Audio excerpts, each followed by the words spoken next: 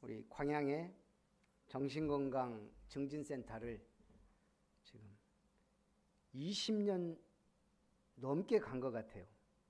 20년 정도 된 것 같기도 하고. 갈 때마다 좀 부담이 돼요, 사실. 우리 예배 드리는 것보다 더 부담이 돼요. 왜냐하면 이분들은 정신이 온전치 않기 때문에 항상 이분들에게 뭐가 전달돼야 되잖아요. 제가 말을 하든 뭘 하든. 거기다가 한 달 방학을 했기 때문에 또 오래간만에 갔거든요. 갔는데 한 회원이 저를 보자마자 목사님 목 빠지게 기다렸습니다. 그 한마디가 완전 무장해제 되는 거예요. 그리고 이제 일지를 쓰거든요. 그날 내가 어떤 주제를 가지고 강의를 할 건지. 그럼 한 2, 3분 써요. 이렇게 쓰고 있는데 또 이 회원이 손을 번쩍 들더니 목사님 그리스도가 무슨 뜻입니까? 제가 항상 하는 얘기거든요. 또 듣고 싶다 이거죠. 그래서 그날은 자연스럽게 처음부터 한 30분을 그냥 복음 메시지를 전했어요. 그러고 나니까 얼마나 편하고 좋던지. 그러고 나서 이제 동남아 얘기도 좀 하고 하니까 한 시간이 그냥 가볍게 흘러갔어요. 근데 제가 이 말 한마디가 참 사람을 이렇게 힘이 나게 하는구나. 우리 1년에 2번 또 이렇게 써니랜드라고 그래요. 거기를 축제를 해요. 그러면 이제 가족들, 그 다음에 그 보건소, 증진센터 직원들 다 와서 거기서 이제 이분들이 이제 그동안 배웠던 거 이제 이것도 하고, 그 다음에 필라테스 이런 거 한 사람들은 같이 공연도 하고 그러고 이제 또 회원들이 한마디씩 하는 또 그런 시간도 있거든요. 그때마다 항상 빠지지 않고 목사님 메시지 들으면서 늘 힘이 난다. 사실 그분들 중에 한 분도 우리 교회 온 적도 없고 15년 20년을 해도 그렇지만 그 할 때마다 그 내용이 빠지지 않고 나올 때 참 힘이 나요. 오늘 마찬가지로 우리가 메시지를 할 때에도 아멘 하면 힘이 나는 거예요. 같이 듣는 사람이나 받는 사람이나. 오늘 시편 135편은 저자와 배경이 불확실해요. 그렇지만 1절부터 할렐루야 여호와 이름을 찬송하라. 이 시에 두드러진 내용, 이스라엘 역사 현장에 나타나셔서 그들을 도우시고 인도하신 하나님의 행적에 대해 묘사합니다. 그런데 2절부터 들어가는 내용이 참 우리의 비전과 맞잖아요. 여호와의 집 우리 여호와의 성전 곧 우리 하나님의 성전 뜰에 서 있는 너희여. 늘 하나님의 성전에서 섬기는 사람들이 누구죠? 제사장들과 레위인들이에요. 신명기 21장 5절에 보면 레위 자손 제사장들은 내 하나님 여호와께서 택하사 자기를 섬기게 하시며 또 여호와의 이름으로 축복하게 하신 자라. 모든 소송과 모든 투쟁이 그들의 말대로 판결될 것이니라. 성전을 섬기는 레위 자손들이 있지만 레위 자손 제사장들이 있어요. 주의 종이죠. 지금 3가지 권한을 줍니다. 첫째는 뭐죠? 여호와를 섬기는, 한마디로 예배권이에요. 그럼 우리는 예배권이 없냐? 강단의 예배권은 따로 있어요. 여러분들은 가정 예배, 현장 예배 얼마든지 드려도 돼요. 그런데 강단은 그래도 나름대로의 자격이 있잖아요. 신학을 또 제대로 해야 되고 여러 가지. 그렇게 해서 예배권이 있고요. 2번째는 여호와께서 택하사 자기를 섬기게 하시며 또 여호와 이름으로 축복하게 하신 자라. 축복권이 있습니다. 물론 모든 성도에게도 다 있어요. 그러나 모든 성도에 대한, 그리고 특별히 성도에 대한 특별 축복권이죠. 그러면 성도들은요, 자기의 가정, 자녀들, 그리고 만나는 사람 축복할 축복권이 있어요. 3번째는 판결권입니다. 모든 소송과 모든 투쟁이 그들의 말대로 판결될 것이니라. 그래서 어려운 문제가 오면 세상 전문가 찾아가야 되겠지만 사실은 목회자에게 얘기해서 기도하면서 답을 주는 게 중요하죠. 그래서 판결권도 중요합니다. 그러면 성도들은요, 답권이 있어요. 답. 현장에서 답을 줘야 돼요. 그래서 오늘 여호와 이름을 찬양하라. 하나님의 성전에 성전 뜰에 서 있는 너희여. 어떤 사람이 복 있는 사람일까요? 예. 오늘 가장 복 있는 사람은 하나님의 성전 뜰에 서 있는 너희여. 하나님의 뜰에 서 있단 말은 일하는 자라 이거예요. 무슨 일 합니까? 제가 이 메시지를 하면서 생각해 봤어요. 옛날 우리가 살던 고향 집, 그리고 지금 아파트. 뭐가 다를까요? 우리 최 권사님, 김 권사님 집하고 비교해 보면 우리는 공동구역이 있지만 한마디로 마당이 없잖아요. 아파트는 마당이 없어요. 베란다가 있죠. 뭔가 좀 삭막해요. 마당이 있으면 제가 보니까 고추도 심고 상추도 심고 가지도 심고 개도 키우고 거기서 고기도 구워먹고 한마디로 참 좋은 교제의 장소예요. 그게 지금 성전에서는 성전뜰이에요. 학교도요, 요즘에 보면 운동장 없는 학교들이 많아요. 작은 학교들. 도시에 있다 보면 그런 학교들도 있거든요. 그럼 아이들이 뛰어놀 공간이 없다는 건 안타깝죠. 교회도 마당이 있고 뜰이 있어야 돼요. 어떤 뜰이 있어야 되죠? 치유의 뜰, 이방인의 뜰, 아이들의 뜰. 이게 은혜입니다. 그래서 오늘 집에 마당이 있으면 잘 가꾸고 뭘 하든지 하듯이 오늘 교회에도 삶뜰이 있으면 많은 것을 할 수가 있다는 얘기죠. 일반 교회는 감히 하기 힘든 거예요.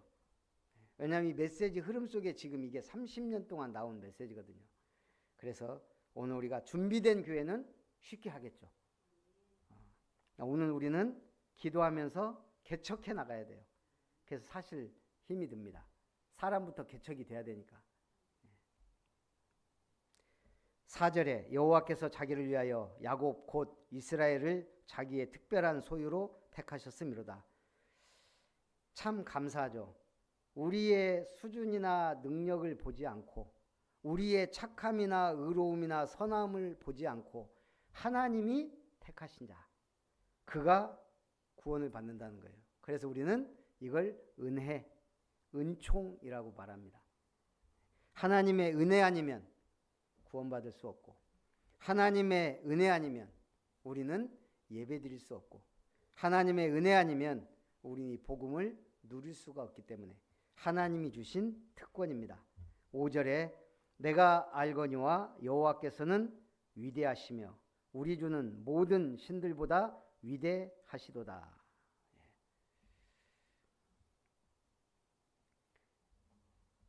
그래서 아까 우리 오면서 우리 권사님이 태국 갔다 오신 얘기를 많이 하시더라고요. 저는 베트남 갔다 와서 베트남하고 태국 얘기하니까 재밌어요. 비슷한 게 많더라고요. 불교 문화권인 것도 그렇고. 그러면서 그 얘기 하시더라고요. 아, 거긴 아직도 왕이 있대요. 예. 태국은 아직 왕이 있어요. 그리고 왕궁이 지금도 남아있대요. 거기서 지금 진물을 보는 건 아니고. 근데 그 옆에 큰 절이 있다는 거예요. 뭐 크리스탈 절인가 뭔가 뭐. 그런데 그 탑이 금이에요. 진짜 하나님, 신이라면 금이 필요가 없어요. 우상은 보여야 되거든요. 보여줘야 돼요. 그 권위를.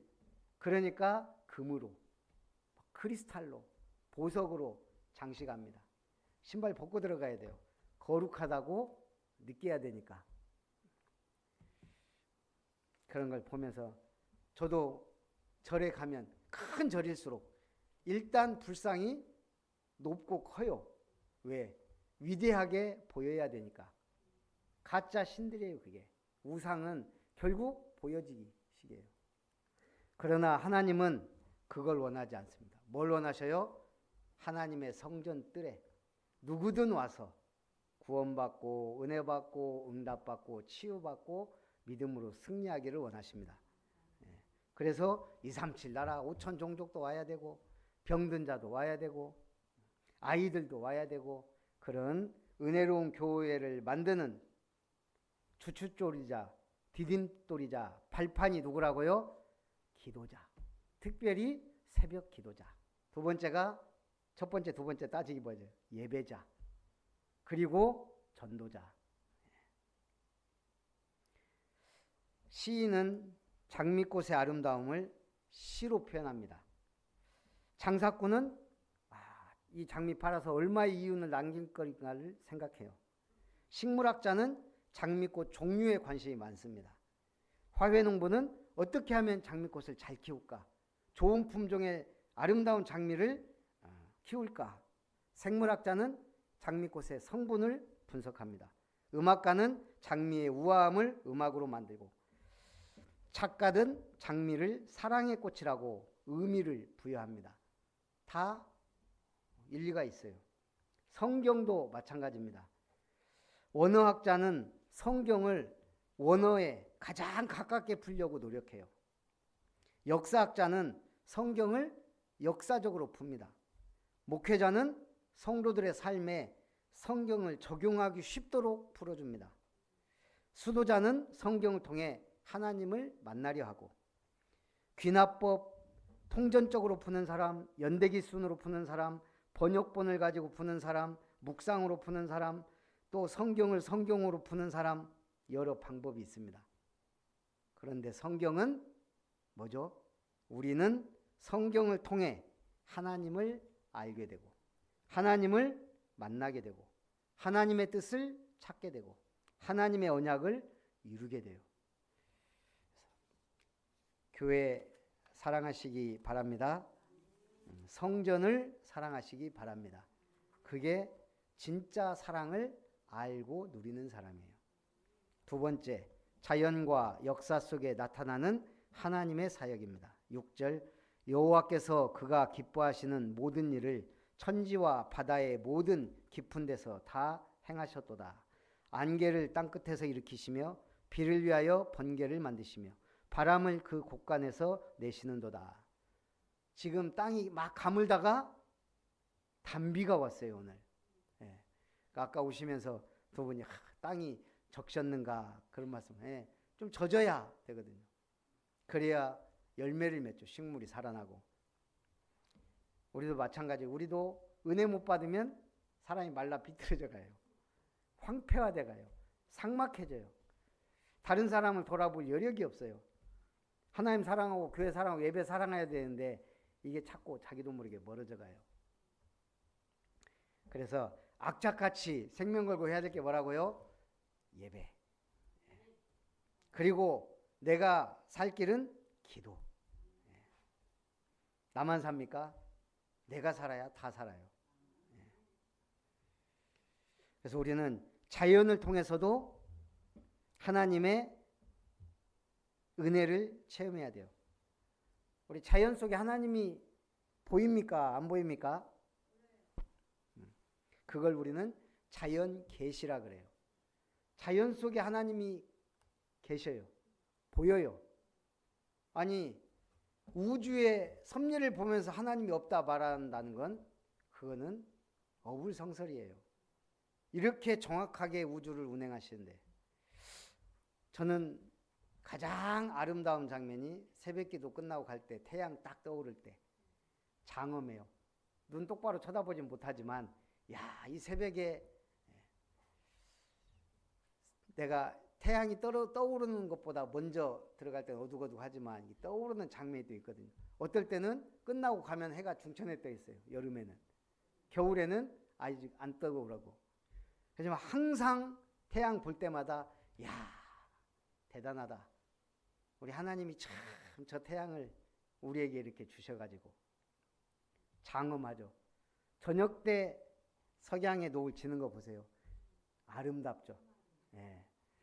참 그 속에서 우리는 하나님의 위대하심과 장엄하심을 보게 돼요. 그러나 그걸로 구원은 못 받아요. 햇님한테 기도한다고 구원 받습니까? 그래서 자연 계시는 그냥 하나님 계시구나라는 걸 알게만 해요. 그래서 특별 계시를 주신 거예요. 특별히 하나님 자신을 나타낸 것. 그게 성경이에요. 그리고 예수 그리스도예요. 이 땅에 오셨으니까. 그리고 성령으로 이것을 깨닫게 하십니다. 8절부터 보니까요. 그가 애굽의 처음 난 자를 사람부터 짐승까지 치셨도다. 애굽이여 여호와께서 네게 행한 표적들과 징조들을 바로와 그의 모든 신하들에게 보내셨도다. 그가 많은 나라를 치시고 강한 왕들을 죽이셨도다. 곧 아모리인의 왕 시혼과 바산 왕 옥과 가나안의 모든 국왕이로다. 지금 이 시인은 위대하신 하나님을 찬양하면서 애굽에서 행한 기적, 광야에서 행하신 능력, 그걸 지금 설명해요. 가나안에 들어가기까지 그 하나님의 언약의 여정, 그걸 보면서 우리는 하나님을 부인할 수 없죠. 그런데 이스라엘 백성이 지금 아모리인의 왕 애굽에서 이기고 아모리인의 왕 시온, 바산 왕 옥, 가나안의 모든 국왕, 이 사람들이 쉬운 상대였을까요?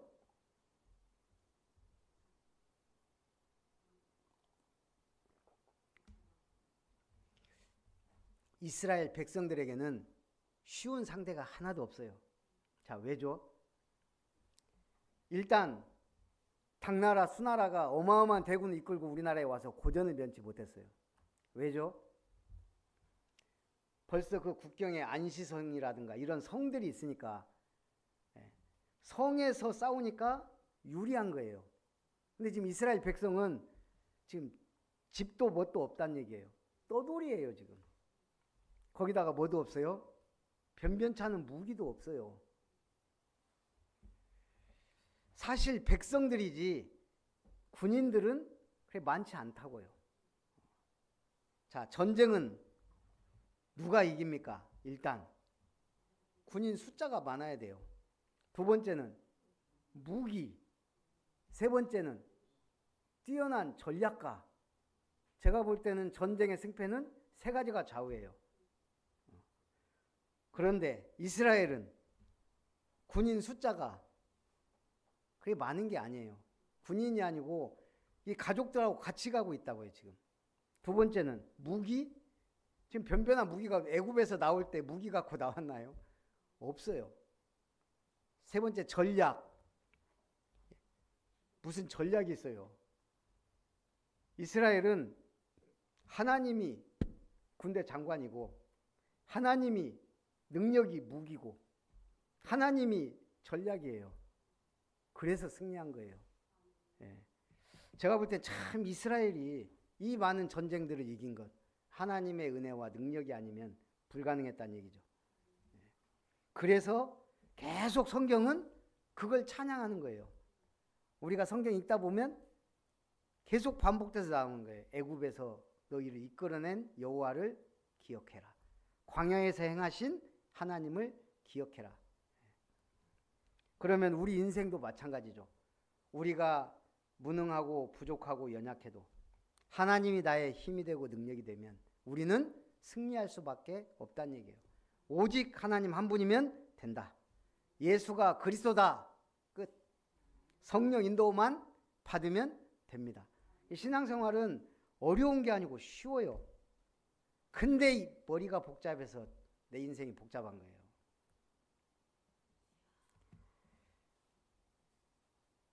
(12절부터) 보니까요. 그들의 땅을 기업으로 주시되 자기 백성 이스라엘에게 기업으로 주셨도다. 여호와여 주의 이름이 영원하시니이다. 여호와여 주를 기념함이 대대에 이르리이다.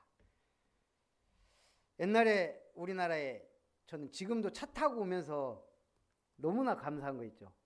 야, 이게 벌써 20-30년만 해도 특별한 사람들만 타던 건데 40-50년 전에는 차가 뭡니까? 차가. 저 옛날에 진짜 우리 집에 전기불 없을 때 살았던 생각하니까 저 호롱불 켜고 살았다니까요. 그때 생각하니까 참 이 세월이 많이 지난 것 같기도 하고, 사실 알고 보면 얼마 안 된 건데, 옛날에 전기불이 우리나라에 들어온 지 얼마 안 됐을 때 시골 사는 노일이 서울 아들집에 갔어요. 처음으로 전기불을 본 거예요. 아들이 스위치 탁 끼니까 밤에 불이 대낮처럼 밝은 거예요. 야, 이게 뭐냐? 아버지, 이게 전기라는 겁니다. 이게 전기불입니다. 아버지가, 야, 그래? 나 내려갈 때 저것 좀 사줘라. 그 아들이, 그러면서 아들이 설명한 거, 이거는 전구고요, 이건 소켓이고요, 이게 전기줄입니다. 그래서 이게 스위치가 딱 키면 이게 전기가 공급돼서 불이 들어옵니다. 야, 내가 가서 자랑해야 되겠다. 나 저 전구담화 좀 사줘라. 그래갖고 아들이 그 전구담하고 전기하고 전선 조금 하고 이렇게 사드린 거예요. 이분이 와갖고 동네에 다 얘기한 겁니다. 오늘 밤에 우리 집에 와라. 내가 기가 막힌 걸 보여주겠다. 그래갖고 가족 저희 다 모은 거예요. 그래가지고 이분이 이제 연결을 했어요. 갖고 이제 기대하시라. 그 스위치를 탁 켰어요. 불이 들어왔을까요? 예, 왜 안 들어와요? 이분이 본건 있어갖고 전선을 빨랫줄에 연결해 놓은 거예요. 근데 빨랫줄에 연결한다고 이게 됩니까? 이상하다. 왜 안 되지? 그게 종교예요. 종교. 빨랫줄에 전선 연결해 놓고 기도하고 있는, 우상에 기도하고 있어요. 하늘에까지 연결되는 기도는 뭐죠? 예수 그리스도. 우리는 사실 어마어마한 복을 받은 사람이에요. 태국에 태어나서 봐요. 거의 90% 불교인이에요. 그 사람들은 아들 한 명은 절로 보낸다잖아요. 얼마나 이게, 근데 그걸 또 대단하게 여겨요. 인도 가면 코끼리가 신이라고 생각하고, 이게 말이 됩니까? 우리가 지금 하나님을 만났다, 그리스도 이름으로 기도한다, 천국 시민권자다. 세상 사람들은 잘 모르는 내용이에요. 그래서 우리는 이걸 누리고 전해야 돼요. 세 번째는 무력한 우상입니다. 아무 힘없는 우상. 15절에 열국의 우상은 은금이요 사람의 손으로 만든 것이라. 거기다가 좀 있는 티 내려면 금으로 도금하고, 있는 데는 막 크리스탈로 막 장식하고. 해외 나가보면 전부 관광지 중에 한 군데는 사찰이든 성전이든 가톨릭 성전이든 다 그거예요.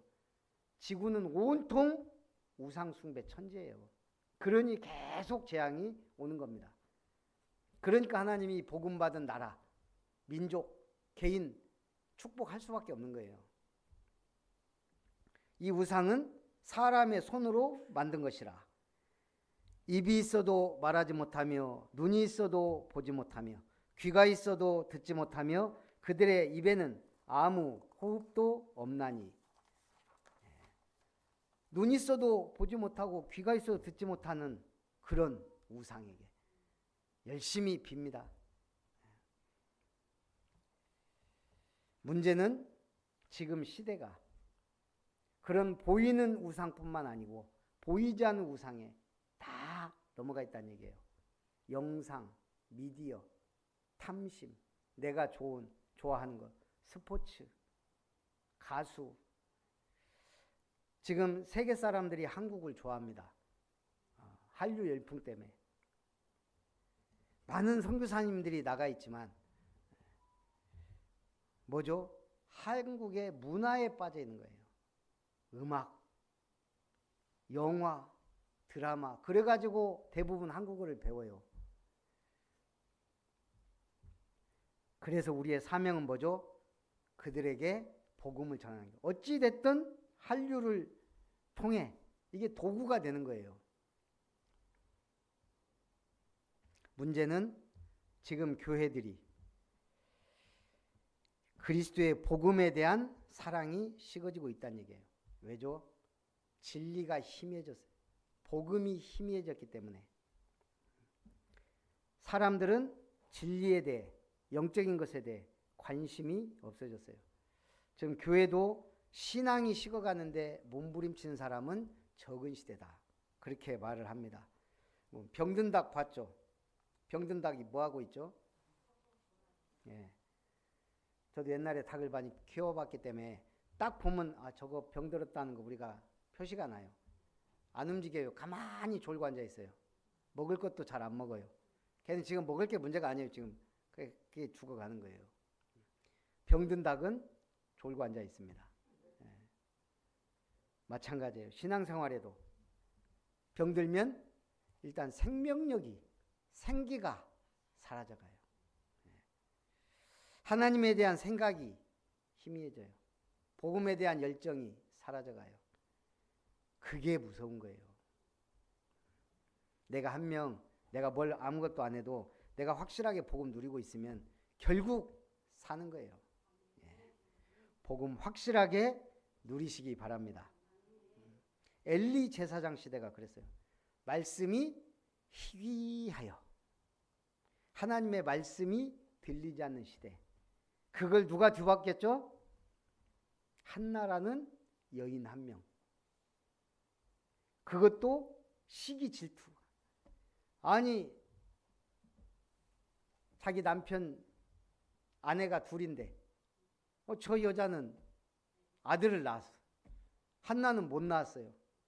이 분인나가 또 가만히 있으면 되는데 그럼 아들도 못 낳는 거 하면서 되게 깝죽거린단 말이에요. 하도 열받아갖고 하나님 앞에 기도하는 거예요. 계속 아들 달라고. 하나님이 안 줘요. 그러다가 성전에 다녀와서 엘리 제사장 앞에서 막 눈물로 기도하다가 엘리 제사장이 뭐라 그래요? 여인이여 술 먹었냐? 술 적당히 먹어라. 그러니까 이 여자가 내가 지금 술 취한 게 아니고 내 마음이 원통함이 많아서 내가 지금 하나님 앞에 기도하는 중이다. 그러니까 엘리가 눈도 좀 어둡고 하니까 방언으로 기도했는지 한나를 보고 그때 엘리가 뭐라고 하죠? 하나님이 내 기도에 응답하시길 원한다.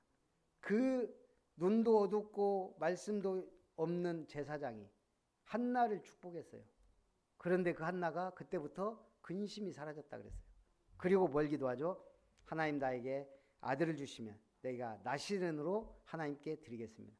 그 기도가 시대를 뒤바꾼 엄청난 기도가 된 거예요. 말씀이 희귀하던 시대 사무엘이 하나님의 음성을 듣게 됩니다. 성전에서. 그의 말이 하나도 땅에 떨어지지 않는. 그리고 드디어 다윗에게 기름을 부어 왕을 세웠어요. 아무 응답이 없다고 한 그때가 중요할 때일 수 있어요. 대부분 하나님이 그러시더라고. 큰 응답 줄 때 보면 꼭 뭐 복잡해 주변이. 어수선할 때도 많고요. 막 걱정 근심되는 일들도 많이 생겨요. 그러나 그때 하나님은 응답 주시기 딱 시간표. 18절에는요. 그것을 만든 자와 그것을 의지하는 자가 다 그것과 같으리로다. 우상 숭배하는 자는 어떻게 된다고요? 눈은 떴으나 사실을 보지 못하고 귀는 있으나 진리의 말씀을 듣지 못하고 입이 있으나 쓸데없는 말만 하게 되고 그 우상과 같아진다는 거예요. 얼마나 무서운 일이에요. 눈도 귀도 입도 다 어두워지는. 영적으로 봉사요, 귀머거리요, 벙어리가 된다는 얘기예요. 하나님은 그 우상을 가증하게 여기십니다. 그래서 시온에서의 참된 찬양이 회복돼야 돼요. 19절 이스라엘 족속아 여호와를 송축하라. 아론의 족속아 여호와를 송축하라. 레위 족속아 여호와를 송축하라. 여호와를 경외하는 너희들아 여호와를 송축하라. 예루살렘에 계시는 여호와는 시온에서 찬송을 받으실지어다. 할렐루야 아멘. 시온에서 하나님을 찬송한다. 히브리서 12장 22절에서 24절에 보면 그러나 너희가 이룬 곳은 시온산과 살아계신 하나님의 도성인 하늘의 예루살렘과 천만 천사와 하늘에 기록된 장자들의 모임과 교회와 만민의 심판자이신 하나님과 및 온전하게 된 의인의 영들과 새 언약의 중보자이신 예수와 및 아벨의 피보다 더 나은 것을 말하는 뿌린 피니라. 하나님의 도성, 하나님의 성전, 하나님의 교회, 우리는 그 축복의 현장에 있는 거예요. 그래서 오늘도 이룸건설 지은종 집사님하고 권영희 형제한테 이 얘기 해줬어요. 제7일의 축복. 하나님이 6일 동안 창조하시고 제7일에 안식하셨다. 그 안식의 의미가 뭐라고요? 하나님 안에서의 안식이에요. 마귀는 이걸 어떻게 바꾼다고요? 안식, 쉬고 먹고 놀아라.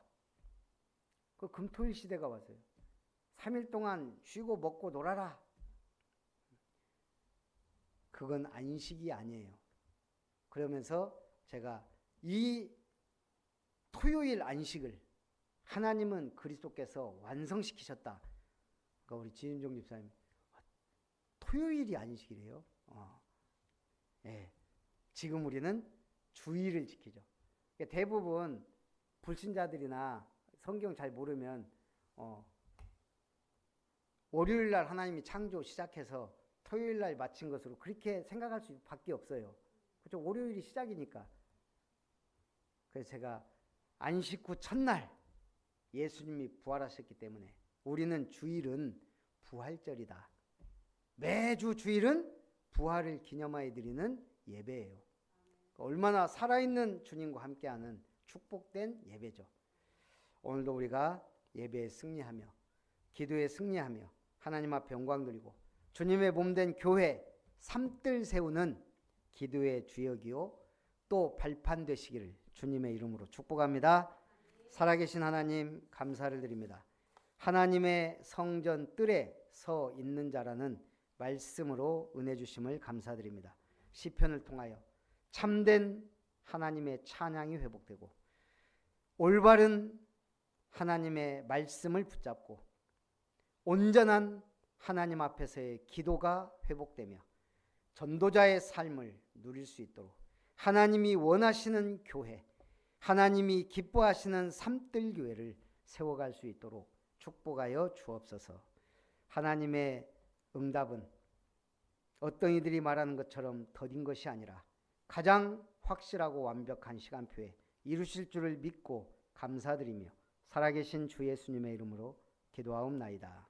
아멘. 우리 은혜를 생각하면서 찬송 40장입니다.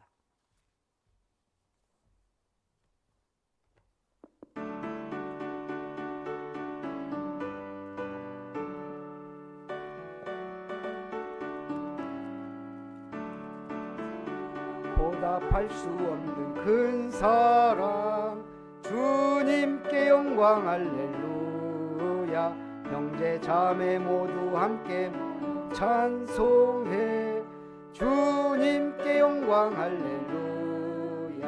하나님의 자녀여 크게 찬송 부르며 밝고 거룩한 일로 기쁨으로 나아가 주의 보좌 앞으로 속히 들어가겠네.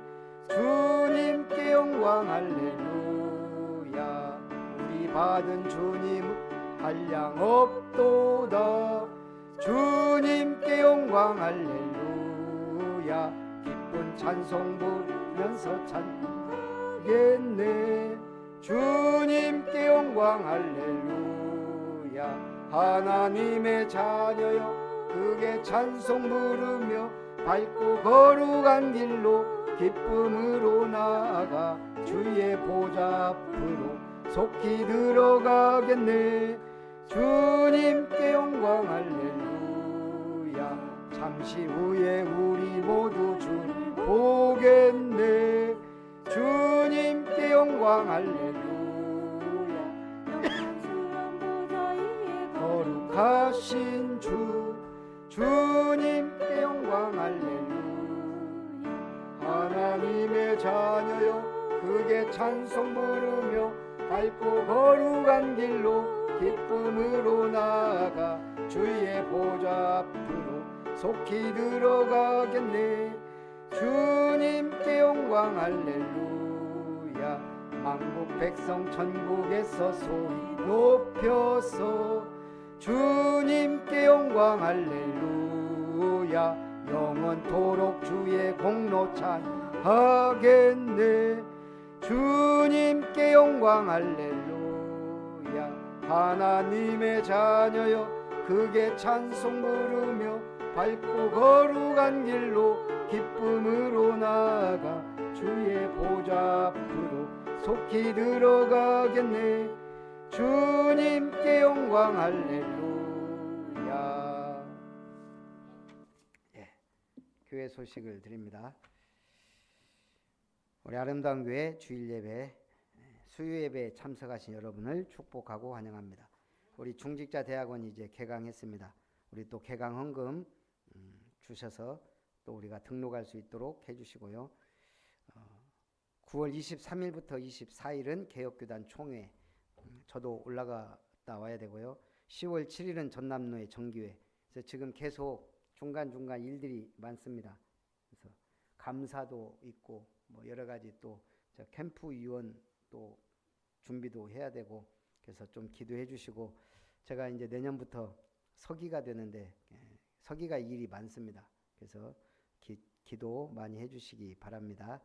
이번 주는 금요일 날 일회교회 예배 드립니다. 우리 축도로 예배를 마치겠습니다. 이제는 우리를 구원하셔서 영원한 생명과 축복을 주신 하나님의 사랑과 지금도 보좌에서 역사와 생명을 주관하시는 주 예수님의 놀라우신 은혜와 성령 하나님의 내주 인도 역사 함께 하시는 은혜가 하나님의 성전 뜰에 있는 자가 복된 자임을 알고